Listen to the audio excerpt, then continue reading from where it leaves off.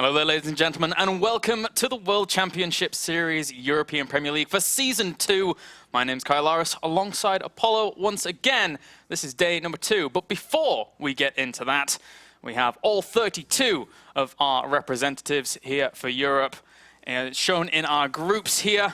Today, we are going to be kicking things off with Group B. Yeah, that's it. So you can see all the 32 players that are still in Premier League today, or should I say 30 players, we did lose 2 yesterday. We'll be kicking off today with Group B. Stefano, Shuttle, MC, and sLivko. 4 players fighting for 2 slots to move into the round of 16. Yeah, we already had Group A yesterday, an explosive day of StarCraft action. Unfortunately, Elfie and BCQT, as you mentioned before, were not able to really make the cut, taking us down to 30 players. But MVP and Tefl, they were really the focal point of yesterday.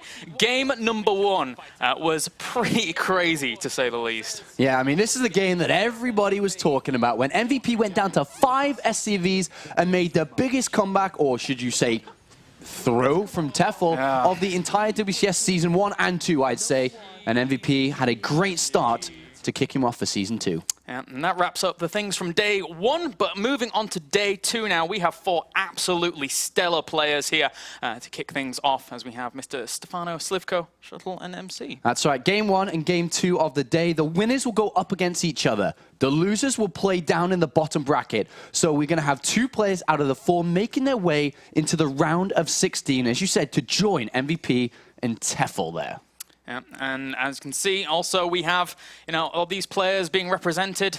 Interesting to note, though, that the race statistics are purely for Heart of the Swarm. So we're looking at purely what they've done as of late in the newest release here, in the expansion, just to get a good coverage as to how they're playing right now. That's it. So there's our group. Stefano, the Frenchman, second from WCS Europe last year, going up against those 3 other players. MC, of course, the boss toss is here. Quite excited to see him play, making his transfer from Korea over to the Europe scene. We've got sLivko, an underperforming Zerg player. Really has to put out performances today if he wants to be able to stay relevant, I'd like to say, in the scene. So we can actually take a look at our first game here, as we have Mr. sLivko going to be playing against Stefano. It's going to be France versus Russia. And sLivko, I mean, he has a lot to prove here. It's going to be a bit of a tough time for him. Yeah, with sLivko, his biggest result in StarCraft 2 overall was the 3rd and 4th place finish that he had at IEM Singapore in November last year. Yeah. That was in Wings of Liberty, and he was kind of rising up, you could almost say a threat in most tournaments he played in Wings of Liberty. In 2013, where it's most important and in Heart of the Swarm, he's not the best player. He's not very good at all, actually. He's underperforming. He's not getting any results. Today is the day we have to see sLivko do something, otherwise he will just fall under the radar and stay there if he's not able to make it through another round. And then, in contrast, we have Stefano, one of the best non-Korean players worldwide here, as he has also translated that to the point where he's earned over $230,000 worth of prize pool. What a fantastic achievement. Stefano is the player that everybody, including myself, and I'm sure yourself as well, that we look towards in big international tournaments when Koreans are dominating. Stefano is the one that we look to be able to slow them down, to be able to beat them out. In recent times, though, he's not quite the player he used to be. I'd like to just look at some of his previous results in Wings of Liberty. First place here, first place there, because that's all I really need to say. Yeah. In Heart of the Swarm, he's not been quite the fearsome individual he was back then. He's still one of the best, one of the most intelligent and talented players there is in the non-Korean StarCraft 2 scene. But we're going to find out if he's going to be able to keep up his performances, because he doesn't have long left in StarCraft 2. Remember, his retirement is meant to be, according to Stefano himself, on the 15th of August. He needs to go out with a bang. This could be his last big showing. Yep. This could be it. It could be. For all those Stefano fans out there, they need to root for him in this potential final tournament he's playing.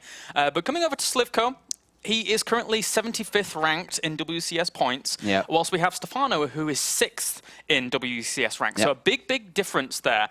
And it's also very important to note here that it's not just these placement in these games, it's not just for moving on to the round of 16. It's for accumulating more points for that grand final over at BlizzCon, and the top 16 will actually go to that position. That's right. So whenever you see, the WCS rank and then a number next to it, what it basically means is throughout all the seasons that WCS has this year, by the end of the year, in November, when BlizzCon comes around, where the global finals will be held, there'll be a 16-player tournament. The top 16 players with the points will play up against each other for a lot of money and a lot of prestige there. Stefano is one of three non-Koreans,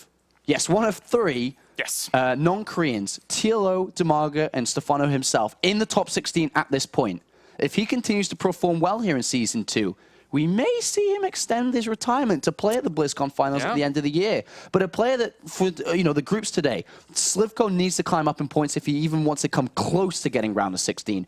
MC, because of his transfer from Korea, and basically the way that the system worked is that MC was in Code S, right? Everyone knows he was in Code S. He wanted to play in Europe, so he had to leave WCS Korea, then re-qualify in Challenger League, qualify through Challenger League in Season 1, and made it into Premier League for Season 2. He was down there like 50, 60 ranked with the rest of the players in that group apart from Stefano. He has to do extraordinarily well in Season 2 if he has any hope of, qualifying for that round of 16 position. Yeah, you're right. He's wasted a lot of time. And for a lot of the players out there who actually play the game in general, support Protoss, they're looking to MC to kind of take one of those spots. He's been a long-time leader of the Protoss race, admittedly not quite at the heights of people like Rain and SOS right now, but still, he's always been there, and he's always been present. He's been in the European scene for a lot more recently, and they're looking for him to do well. Yeah, I mean, the first game of the day, though, it is going to be Stefano going up against sLivko. Yeah. That's going to be our first game. Then, of course, Shuttle versus MC just a little bit after. Stefano and sLivko, they played just a week ago at DreamHack, where we saw Stefano go 2-0. These two players going head-to-head, in the first game of the day. Stefano, when we look at him, we'll look at sLivko in a minute.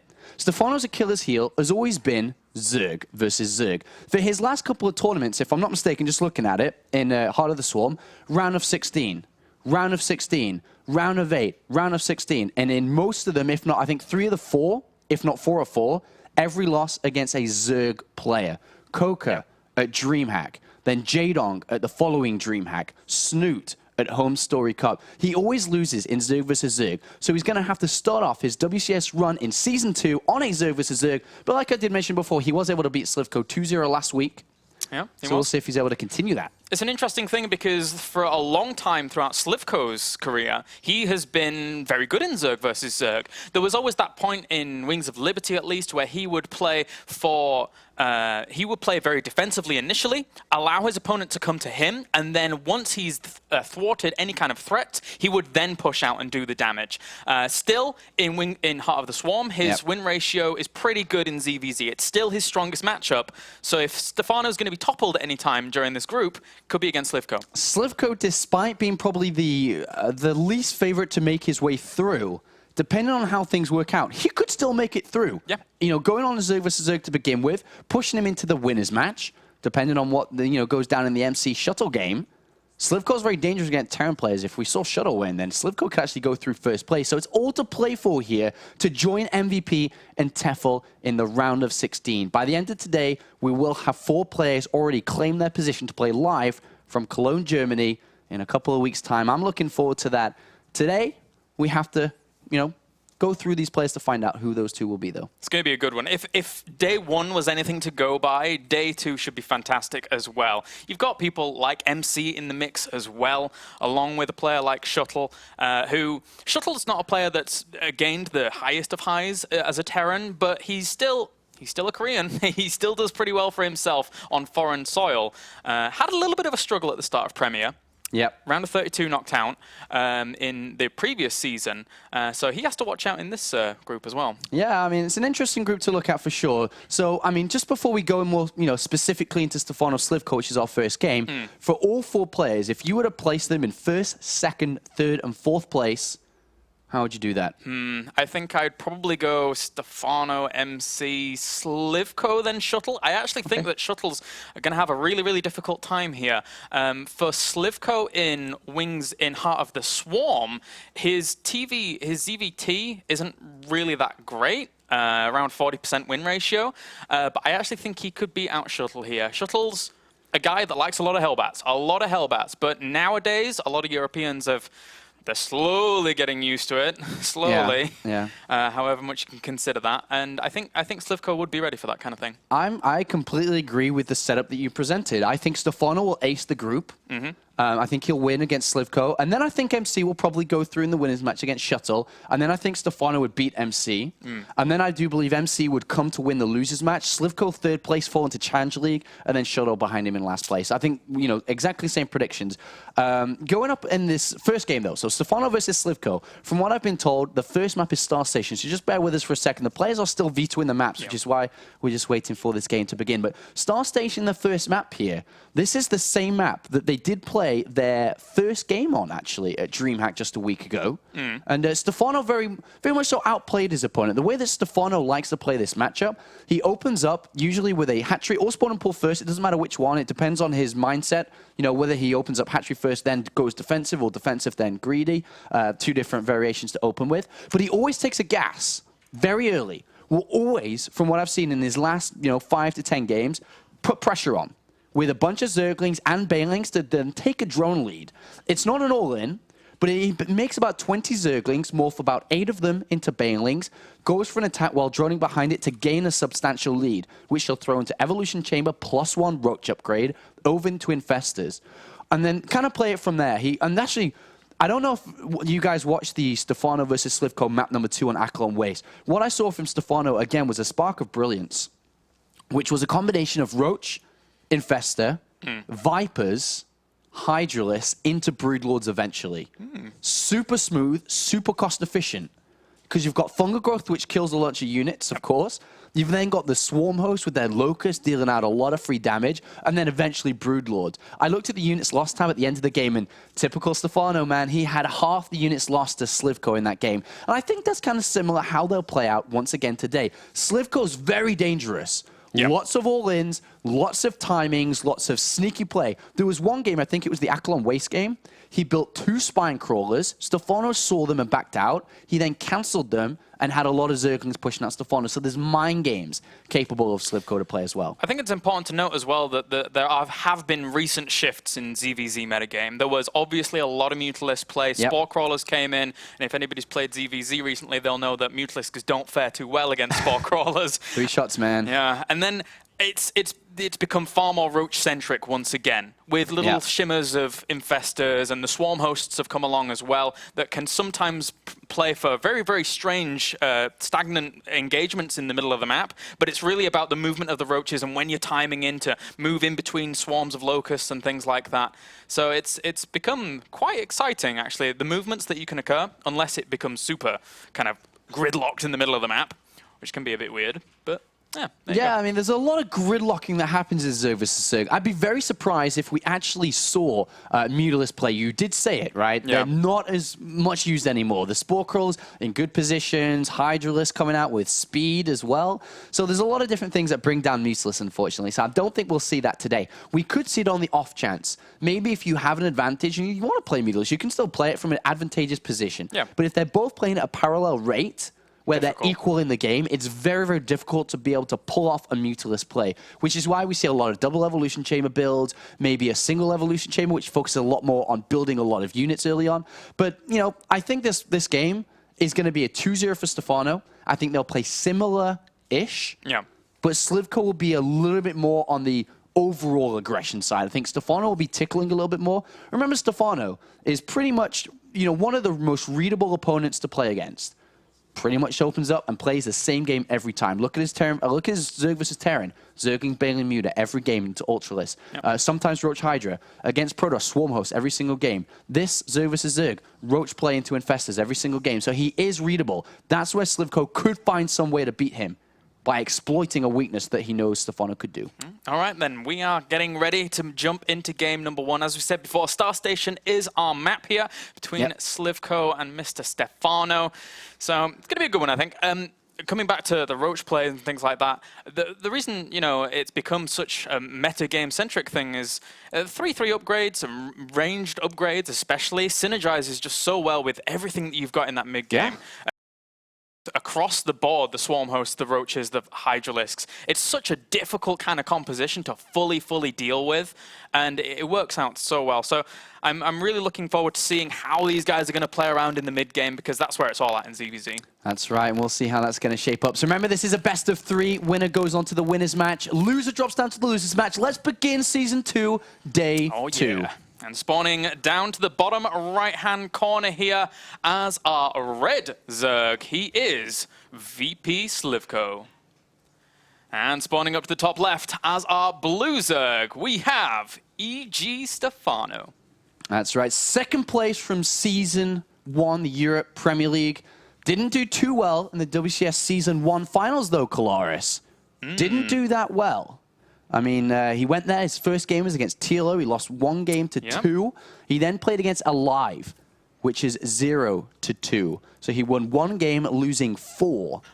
Not the best start in the Season 1 finals, but granted, a lot of travel involved. Zerg versus Zerg, first matchup. Alive has been performing very well for EGTL recently as well. It's interesting that you say that about Stefano at the finals, because I think a lot of people would have expected Stefano to be the top finisher regarding foreigners at the WCS finals, but no, that was not the case. TLO steps it up with his practice regimen and is able to even take out Stefano in that first game. So Stefano, whilst he is, people would still argue that he is the still top of the pile in terms of foreigners, but wasn't able to fully prove it on that day. I think in Wings of Liberty, people 100% Stefano. People did argue about Naniwa for a long time in Wings of Liberty, but Stefano edged out and took a big lead as the #1 non-Korean player.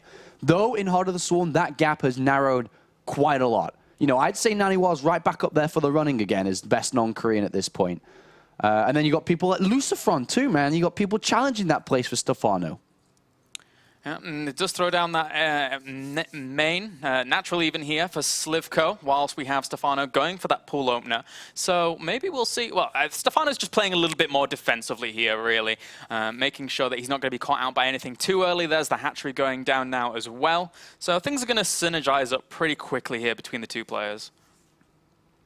Yeah, we'll see how this is going to work out. I mean, there's not too much of a big difference. I really want to see Stefano take that gas, though. He hasn't taken it yet. And that's something that hasn't been shown in his recent games, which I'm rather surprised at. sLivko is the one that's taken the first gas.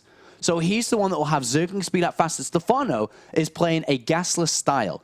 And the thing is, he can still take it at any second, but what's most likely going to happen from this is he'll rush up to about 4 queens, have a really solid queen defense, because this ramp you can block with 2 queens, you can transfuse and save energy on them, and then around the 4-minute 50 mark to 5-minute, within that 10-second window, is when he'll add on double gases all at once to start to power up. This is technically called a little bit of a greedy style from Stefano. No Bailing Nest, no Zergling speed. These are key units and abilities to be able to defend well. Yeah, it's always a little bit scary when you do go gasless for that while, but 1 gas is now going down for Stefano to kick things off here. Just a little bit of a deviation up, but as you were saying, with the 2 gases around 4:30, he takes one just a little bit earlier to actually compensate for that kind of thing. So he won't take a second one too soon, and will just rely on 1 to tick over for a little bit here, and goes 3 queens, not 4, just the difference. So we are going to go over to find out what this overall is going to go down. So we are going to see it go down. And that's already a bit of a blow for sLivko. Yeah. Having that go down already is not so good. Not too bad at all here for Stefano. Supply blocking sLivko this early on is very nice indeed. Meanwhile, though, sLivko does have his speed on the way, and that's one of the things that you have to account for when you do go so gasless as Stefano early on, because you have to account for the fact that your opponent is going to have speed earlier. Baneling Nest goes down as well here for sLivko. So inside the main base, that's hidden too, right? Like from the overlords on the front door and potential Zerglings too. So I think we're going to see a lot of Zerglings made very shortly. Yeah, he can certainly be aggressive with this. Normally, if you see more defensive Baneling Nest, then you would have to, you would normally have it at the front of the natural. Something there maybe to block a little bit of area off, put your queen between the natural as well as that Baneling Nest. But for now, that is indeed sLivko's idea, maybe a little bit more aggressive. So Zergling speed's about to finish, but he hasn't really built any influx of Zerglings. He decided to build a layer instead. So the Baneling Nest at this point just becomes a mere defensive structure to morph defensive Banelings. Both players, though, rushing up towards layer. sLivko's taking a lot of gases at once here. We could see him play Mutalist play. There's no Roach Warring down. He's taking all 4 gases. Not 100% certain, but it looks like that at this point. Stefano with the Evolution Chamber finishing up. +1 attack should start. The Roach Warren is there. He will be playing that kind of composition. Roach play to begin with. Slowly build out, spread creep, and take a third momentarily. Yeah, looks like he will actually... Well, actually, that being said, sLivko... there we go. He actually transitions into those gases at the main as well. So a lot of gas income going on for him here. And those lava injectors go down once again. Roach Warren about to finish up in just a second, as we do have that +1 weapons going down as well for Stefano. So if he does go Spire, if sLivko goes Spire, he could catch Stefano quite off guard. Yeah, he could do, but we'll see if Stefano's going to be ready for this, right? So where's the Spire? Is it going to be a Spire? There it is. Okay, so there it is. So the Spire's come down now. With the Spire coming in, Stefano's going to need to identify what exactly is going on. Whether it be an Overseer, because he is at the lair himself. That's kind of the key scouting unit. Definitely. He needs to get in there. He needs to see exactly what's going on. It can be treacherous if you're playing without the vision. That being said, though, the Mutalisks will have to probably fly through the middle of the map. If he goes around the sides, then it takes quite a while to actually get there. And with his Overlords in the positions that they are, he could spot those Mutalisks whilst they're flying over and try and get the Spore Crawlers up, but it'd be so close. Yeah, I'm not sure Stefano's actually identified what's going on yet. You know, he hasn't built any Spore Crawlers. That's what he's going to have to do. He's only seen a couple of Zerglings. This could be anything. Remember, sLivko's a very dangerous all-in type of player. There could be Roaches running past at any point, a Night Swim or whatever. Oh, the block!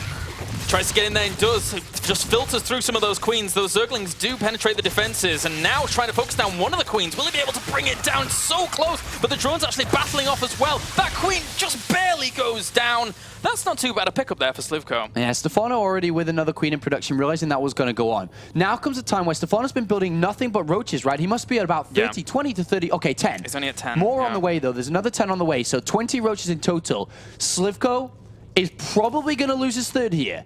He's going to try and defend it. He's got Zerglings and Mutalisks on the way. There's a Hydralisk Den coming down. Stefano, he's going to buy himself time through moving out with Roaches, because what will happen, he'll attack the third hatchery, sLivko will try to defend it, and in that time, Spore Crawlers will come down at every single base, maybe 2 per base here. Ooh, how much does sLivko actually have to deal with this? He doesn't really have that much. He's going to have to fully rely on these Mutalisks. This is going to keep them at home. This is going to allow Stefano to make defenses back at home. The Roaches will end up dying, but they're doing quite a lot of damage in the process here. Not got too many workers just yet, just 2 in total. The Zerglings trying to push them on back.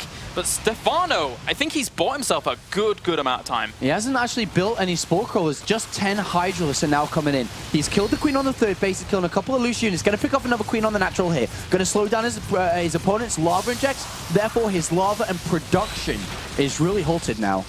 And that means Stefano behind this. Spore Crawlers are now on the way for him. The Mutalisk needs to traverse across this entire map to make something work here, but still more workers actually die out there for sLivko in his third. Stefano doing a pretty darn good job. And where is he going to go? Spore Crawlers are coming, man. Spore Crawlers are being put down in different locations. He didn't build them immediately because he knew, I guess, the Roaches would be there long enough where he didn't need to rush them down.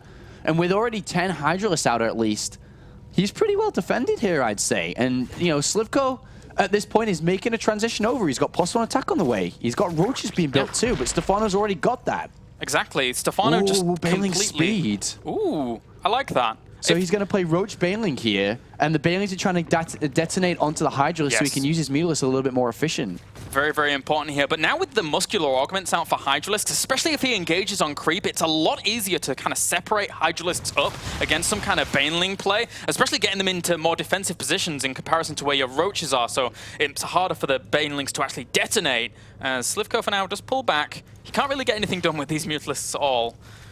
Yeah, nothing too bad, but he is up to 20 Roaches now-ish. Yeah. And compared to only Stefano's 8 and 11 Hydras, Stefano does have a bit of an upgrade lead now. And we'll see how this is going to shape out. Let's have a quick look at the production tab, as we do see no addition of the Infestation Pit yet by either player. Yeah, they're just I think that will come down soon. I think it will come down soon, very soon for Stefano. Well, there's the muscular augments on the way. He knows he needs that against his opponent's play right now. Although that being said, he doesn't know that his opponent's fully committing to some kind of extra Baneling tech, which is something that he may need to know. Although he could, of course, just fully respond to it once he sees it, and with the reactionary player that Stefano is. Stefano's 50 supply behind. You know, he's supply blocked a few times in this game. There's the Infestation Pit as expected to try to get over to Infestors, but the problem is 12 Banelings are being morphed, 13. There's going to be a big attack here by sLivko, and Stefano, who has been in the dark a lot, who's trying to tech up further than he already is, doesn't know it's coming. he may not survive the night. It's difficult, that really is. I mean, the Mutalisks, I said that they didn't do too much prior in terms of actual damage, but what they did do was give him a lot of map control for him to hide a lot of what he was doing behind this. So sLivko now morphing in a few more Banelings as well. He's got 13 out right now. He's morphing in a few more, 6 in total. There's actually not that many Roaches out for Stefano to try and soak up Banelings. Yeah, but he is climbing up in supply. He's up to 178 now compared to 198. This base is a no-go. 27 Hydras, though. That is quite a lot of Hydralisks, but there's so many Roaches here. Yeah, he's going to have to be very, very careful about how he controls this. The Hydralisks actually split up behind this, knowing that those Banelings are a big, big threat. They march on forwards, as well as those Roaches doing quite a bit of damage. The majority of the Mutalisks have actually just died off and gone, but sLivko is doing a great job here of powering on forwards against Stefano on multiple fronts, in fact, staying at his third with some of those units. All the drones come off the line at the natural here for Stefano. He knows he's in trouble, as sLivko is taking a great lead. Oh, bit of lag there, just as Stefano is dead. Like, sLivko's 172 supply up over 126 with a lot more units on the way here. Yeah. Stefano didn't slow down that third base too well early enough. sLivko was able to, you know, mine from 3 bases the same rate as sLivko. If you briefly look at this screen now, people would say the one saving grace of Stefano would be the reinforcements and how quickly they get into the battle. But because they're split up over multiple locations, they never enter the battle at the same time. It's very hard to get them from this third, for example, and the main and the natural all at the same time to engage. So they all get picked off. Yeah. And dealing with an army like that of sLivko's on your doorstep with just reinforcements, so difficult. And Stefano's reinforcements pop out, but there's already 40 Roaches ready to greet them. Yeah, he takes out tons of those Roaches. The drones have to evacuate, but they have to be pulled into the fray once again here in this fight. sLivko pulls back, playing a little bit cautiously, but he knows he's done a lot of damage. So, yeah, I mean, no, Stefano's in a terrible, terrible position at this point. He's trying to get Pathogen Glands down, to use Infestors to crawl back. That's how Stefano has won many a game, actually, by playing at a major deficit and being able to control better, get better fights. But at this point, I don't think it's going to work this time around here for Stefano, who would ultimately go down 0-1, having to face another game against sLivko, could die. I mean, he needs to... He can't do this game, but he needs to win the next couple in a row. What an amazing upset this would be if sLivko was able to take the entire series to kick things off here on day number 2. Yeah. That would... very few people would have pegged that result, but in game number 1, sLivko is doing it. And again, for the longest time, ZVZ was his strength. ZVZ was his home ground. He knows how to play this matchup, and he's seemingly transitioning onto Heart of the Swarm pretty nicely here. Zerg versus Zerg seems to be, again, Stefano's weakness as sLivko comes moving in one final time here. He's maxed out, 200 supply, Stefano at 150, cancelling the third base as an attempt. That will never happen. And it doesn't look like sLivko wants to fight into that small, narrow choke point. Of course, there's fungals, there's everything ready to go, so he's going to spread his units nice and thick and thin. Should I say thin at that point? Nice spread, thin. And just kind of waiting for Stefano to move out. Yeah, try and take out that Roach Warren as well. He could even bring that down right now, regardless of actually what happens with his opponent's army. And there it goes. And meanwhile, actually, whoa, a few of those Banelings do catch the connect. They were caught behind all of those Roaches there, but they filter on through, getting some good damage done. Not too bad fungals here by Stefano, but in the end, I don't think it's going to matter. The Infestors go down. The entirety of Stefano's army is plundered. And sLivko looking good in game number 1. That's right, he's going to be able to take down Stefano in map number 1. Remember, it's a best of 3. And we'll see how this moves on as Stefano says congratulations. And VP BenQ, sLivko, takes map number 1 against last year's second place finisher, last season's, should I say, finalist. Was not expecting it, but in the back of my mind, knowing that sLivko is good in this matchup, but then you have to account for the fact that Stefano beat him last week. Yeah, at just DreamHack. 2-0 at DreamHack in Group Stage 3 last week. But this week, it's sLivko's week. sLivko's week. Will he continue the form? Game number 2 on the way in just a little bit here. Stefano needs to step it up. If Stefano was to go out in the round of 32 here today, which we could witness, MC is in this group. MC loves to play against Stefano. Yep. They've had a lot of games, a lot of rivalry, a lot of history together. That could be a game. Depending on what MC does, Stefano could dodge a bullet and not even have to play against MC as well. That's another possibility here. Yeah, maps alone between Stefano and MC, it's 17 map wins to MC, 16 map wins to Stefano. So how close is it between those two? Yeah. So ridiculously close. As game number 2 is going to be on the way in just a little bit here, guys. Yeah, I mean, I'm just trying to think of what Stefano ultimately has to do. Do you know the next map at all? Is it written down somewhere? The next map will be first star station and then second, not listed. Is it there? No, it's the derelict, right? Oh, is it? Yeah, derelict. Okay, so that's going to be the next map here. This, I believe, can be played out very similar Yes. to what we just saw in Star Station. It's not too much of a different map between these two players, in all honesty. So we'll see if Stefano can make the comeback here. He's going to need to pull something together. If not, he's going to have to win 2 games in a row from the lower bracket. And remember, there are a couple of other dangerous players in his group, MC and Shuttle, 2 Koreans, waiting to get their chance to move into the round of 16. That's why MC's even here, man. It's his whole purpose to win this entire thing. Yeah, it really is. And he has to. Not necessarily has to win the entire thing, Yeah. but he has to finish highly. If he doesn't, then there is a situation where MC, in one season alone, there's the potential that he can't gain enough points, basically. But over 2 seasons, There is a shot. there is a chance there for MC. So we are going to be jumping into map number 2 here in a second. So thank you for joining here today. Make sure to use Twitter to hashtag WCS for your thoughts on games, whether you hope to see Stefano make it through to the round of 16 to play live here in Cologne, Germany once again, to join MVP and Tef, or if you're a fan of sLivko, Shuttle, MC, the boss toss himself, do let us know on Twitter. And we'll be reading some of your tweets out later on. WCS, best tournament. It's fantastic to cast, fantastic to watch every single day, every single game. We already had day 1, which was just crazy off the wall. And if sLivko's able to win this first series, he's already going to be kind of crazy off the wall on day 2. To see Tefel go through, not many people expected that name to be in the round of 16. Not many people are expecting sLivko either. We'll see if he can do it here going into map number 2 against Stefano. All he's got to do is win one more map, and he'll be in the winner's match, fighting in a best of 3 to move on to the round of 16 to surpass his last season in Season 1. He played in the opening day. He didn't make it past the opening day either. And he could do much better here. Yeah, certainly could do. So let's jump into game number 2 as we load up onto Derelict Watcher. And we have spawning up to the top right-hand corner here as our blue Zerg. He goes by the name of E.G. Stefano. And spawning down to the bottom left-hand corner here as our red Zerg. He is VP BenQ sLivko.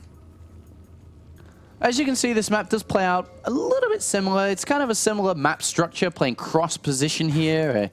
Naturally easy to take. The third base a little bit more difficult. But the biggest thing in Zerg versus Zerg, and I really have to stress this, you have to know what your opponent's doing. And yes. I think that wasn't the case in the previous round. Stefano had no idea because of the Mutalisk. It was a nice little tactic to use to clear overlords, prevent Stefano to know whether he should be building up an army or looking to move on to the next level of tech, which would have been his infestors there. Yeah. He got stung by an attack, which sLivko planned out beautifully. This map, they have to be eyes on. Overseeing needs to come out from Stefano. It's a very simple, cheap unit to make from an overlord, to simply morph it over, to get in there, find out the drone count. You can look in the Mineral Alliance to find out the unit count as well. It feels as if with the Spore Crawler change that Mutalisks have gone back to their last used purpose in Wings of Liberty, where they were there for mostly map control, to kick things off, then to transition on a little bit. I mean, how do you feel about that? Yeah, I mean, before I'd say that they were used a lot more heavily for everything. Sometimes transitions, but in this matchup, they shouldn't even be used at all. But I think sLivko Stefano didn't hit him hard enough before he got the Mutalisk out, which is one big weaknesses of that. But if you are going to use them, you can't rely on them like you used to be able to. You have to move out. You have to. Spore Crawlers, Hydralisks, Infestors will rip you apart. They really will. It's a lot of good anti-air in the Zerg arsenal now. As for now, sLivko here has his 1 gas going again, but Stefano now just adding on his 1 gas as well. So playing a little bit of gasless to kick things off, but he's getting his first gas a little bit quicker here Yeah. in game number 2. So this is what I thought we would have seen for Stefano in the first game. So he's going back to what he knows best. So what we're going to be seeing him do is mine from this gas with all 3 drones that you need to saturate it, get Zergling speed, and what I'm thinking he'll do is stay in the gas, get the Baneling Nest down straight away on the natural, and just go with 20 to 30 Zerglings for an attempt to slow down his opponent. Take control of the game. That's where Stefano plays his best, is when he's controlling what's happening, not reacting to a certain extent. Interestingly enough, we actually have 2 left in the gas there for sLivko, not taking the 3 normal off, or just leaving 1 on at least. So a little bit more of a gas income than you would normally see here from sLivko to kick things off whilst he secures his natural as well. I'm wondering if he's going to place his Baneling Nest down in his main again, and if he wants to get aggressive with that. I've seen sLivko once or twice go for it. Not really a common tactic from sLivko, but looks like he may be doing something. Yeah, he's putting it inside the main base here. But with only having 2, he's not kind of climbing up with his gas count, so he's not going to rely on a lot of Banelings here, which simply puts him in a defensive stance. May even see a Spine Crawler come down on his natural. He's not looking to do anything too crazy at this point, simply because he can't make too many Banelings here. Stefano has all 3 in gas. He has a little bit higher drone count, as we do see Lings in production, actually, from sLivko. But Stefano does have a Baneling Nest coming down of his own and should start his Ling production. But because of the earlier speed and the way that, look at this sLivko, very surprising here, only in 2 in gas, not 3. And it looks like he's going to get aggressive. Zerglings, yes. Yeah. But Stefano's doing a very similar thing, just a little bit later on, with a higher drone count. Yeah. This is good for Stefano, really good. Oh, yeah, He has the definitely. same aggressive tools, but with a higher drone count, higher economy, higher supply. This is very unlike sLivko's ZVZ play. I think it's important to emphasize that, because normally he is not as aggressive as he is going to be right now.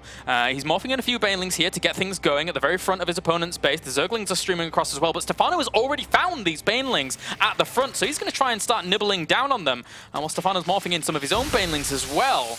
That wasn't the best of Baneling connections just then. Wasn't the best of Banelings, but there's a lot of Zerglings that make their way inside the main base here. Stefano's 4 Banelings, only just not about being morphed. Yeah, trying to stream in once again here. That's still a lot of Zerglings still alive here for sLivko. If one of those Baneling detonations goes off well for Stefano, he could find himself in a good spot. He catches a lot of Zerglings with that one.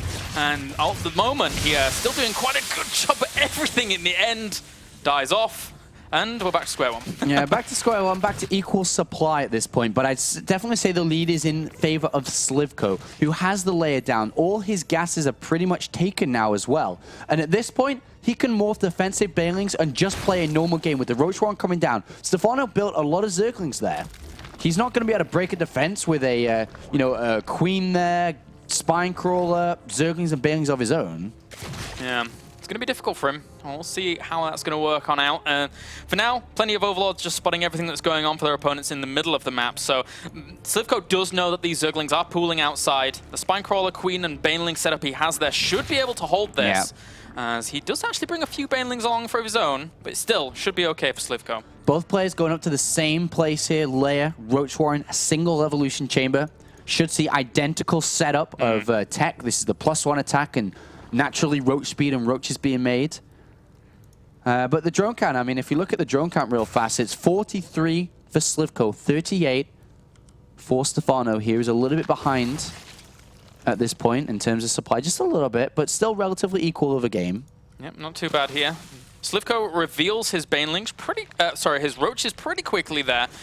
So now Stefano should have a bit of more of an indication as to what his opponent's up to. A lot more information than he had going into the middle stages of game number 1 at least. So now he separates up some Zerglings, trying to spot a third. He sees the lack of third, so knows that his third is quite nicely timed here. Yeah, it means that he doesn't need a drone at all, just needs to keep building units at this point.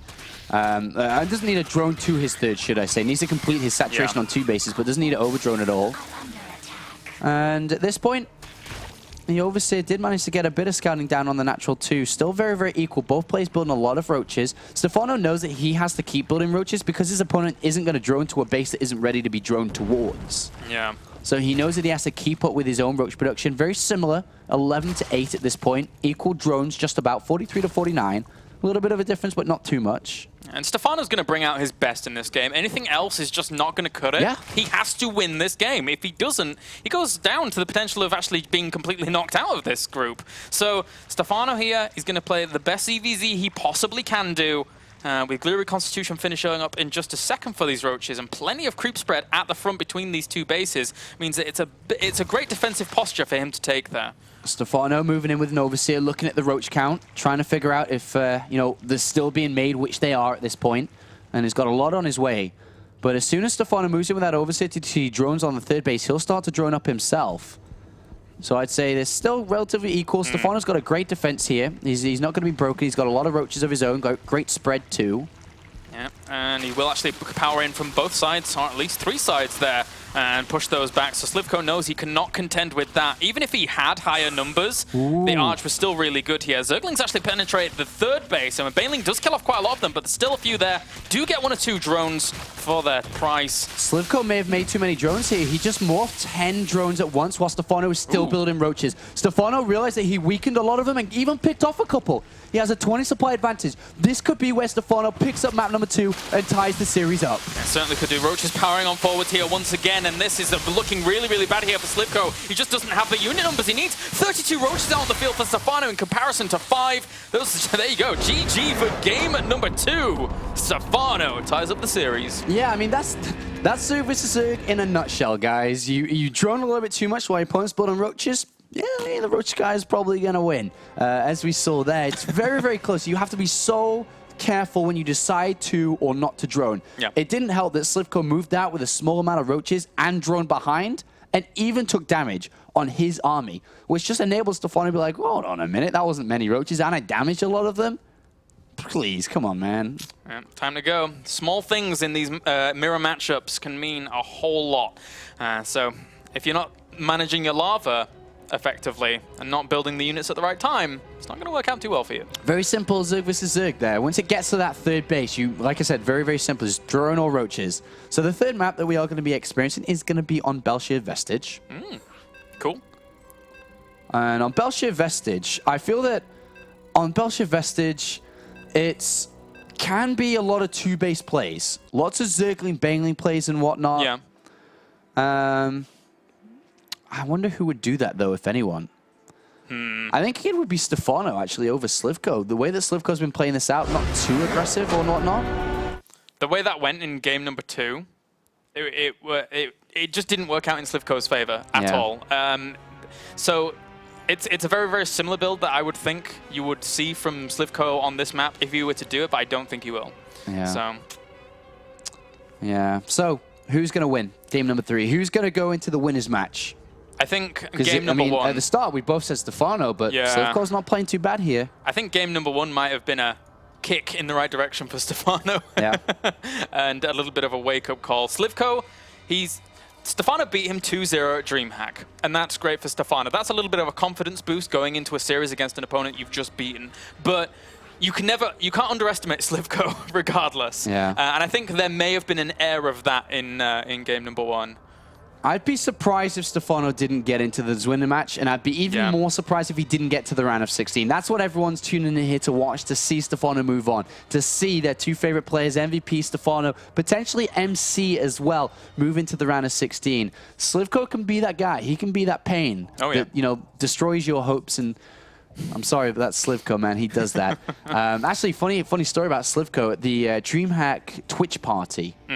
I went there just in a little bit of a break, and there's a ping pong table there. There's people playing ping pong, and sLivko was playing ping pong with another Russian guy, and whoever lost the point, so when you lose, miss the ball, hit the ball over, whatever, you had to do 5 pull-ups. Right. Because in the Twitch lounge, it's like an elevated area, and there was like rails all around the ceiling you could jump up and hold on to and do pull-ups.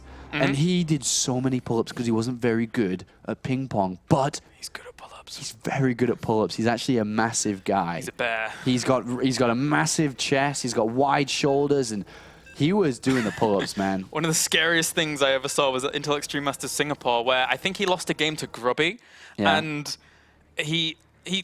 players get emotional. Players are invested in the game. So he lost a game to Grubby, and he slammed his fist onto the desk, and we were backstage, and we could hear the slam with our headphones on from the other side. That's funny. At Trading Stories, I think I think this may or not be true, but I think there's a time that he got angry at Naniwa. Yeah. Oh. Don't want to be Naniwa. I think he may have slammed his fist there as well, and Naniwa got a little bit scared. I'm not surprised, man. That's a behind-the-scenes story from DreamHack.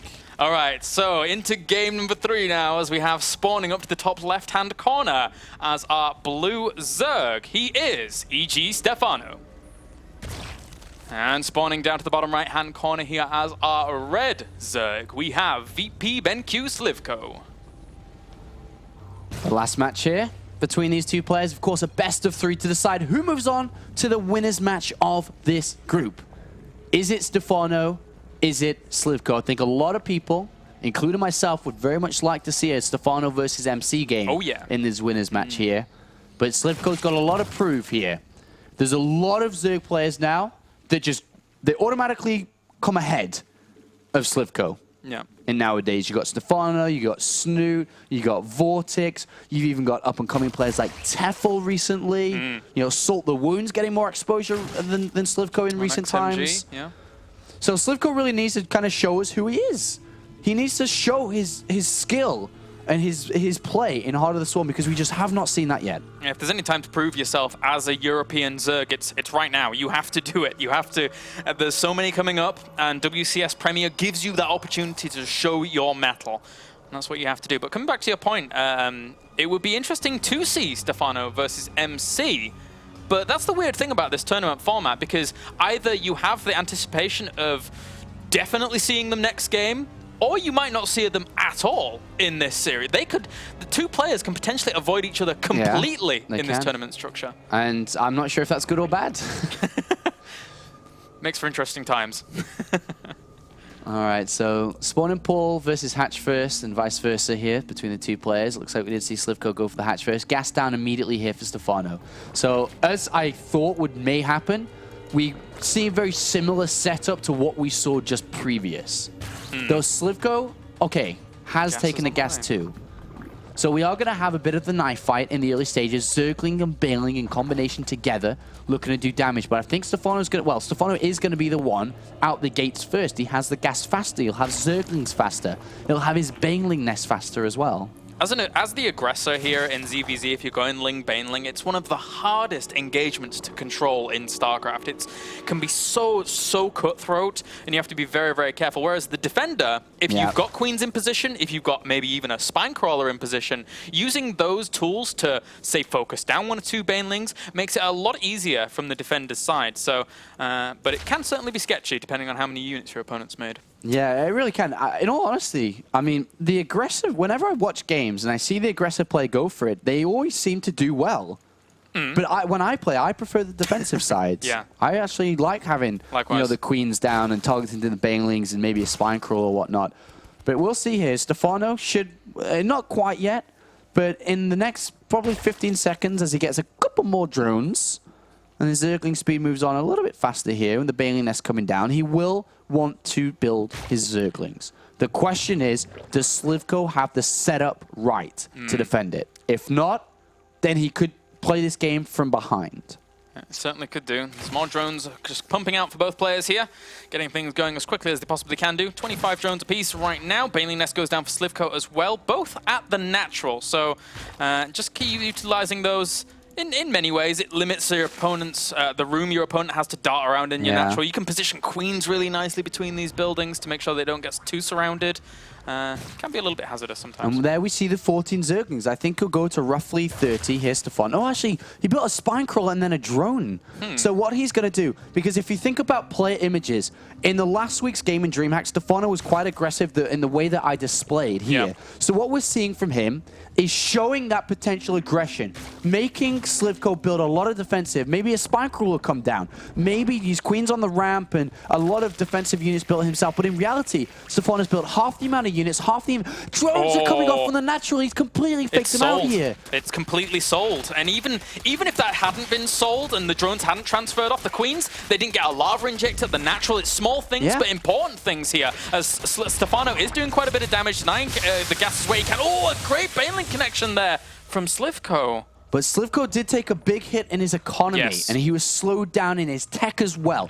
We see the layer much later for sLivko. That was a nice sell there by Stefano, but he's got to make sure that he doesn't die to the counterattack lings that were built. These were the defensive lings. If he has a couple of Bailings to defend at home himself, while keeping up in upgrades, which is +1 attack is faster, his Roach 1 is layers faster, he's in good shape, but he mustn't take damage here. Yeah, it's really, really important. That meanwhile, down to the south, sLivko trying to pick over an Overlord. I don't think he's going to get that in the end due to the ramp and the architecture where the Overlord is actually fleeing to. But sLivko, meanwhile, positioning a drone for his third base. And that's actually not going to be spotted too quickly here for Stefano. But with the Queen pushing away the Overlord, he's going to check that anyway with Zerglings to see what's going on there. Yeah, we can see the Zerglings making their way down. They may even pick off the drone here if he doesn't put that hatch down.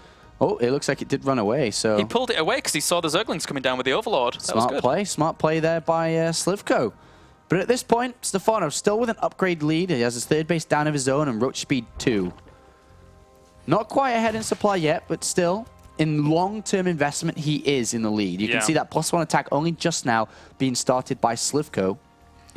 What are the odds of Stefano here saying, with the +1 wheel Gliori Constitution he wants to go? I think they don't line up too well here for him to really go for that kind of thing. No, it's way too early. He doesn't have enough units, and that +1 attack's about to finish. Ideally, he want to be moving out now, so the +1 attack hits as he's there. Yeah. But he only has a handful of Roaches and a bunch of Zerglings, so that's not going to be the case. What we'll end up seeing is an Overseer move in. He'll scout. The drones, are drones being made or units? He saw drones pop, right? Yeah. He just saw him. So what does Stefano do now? I think when these Overlords pop, he's not supply blocked. Drones.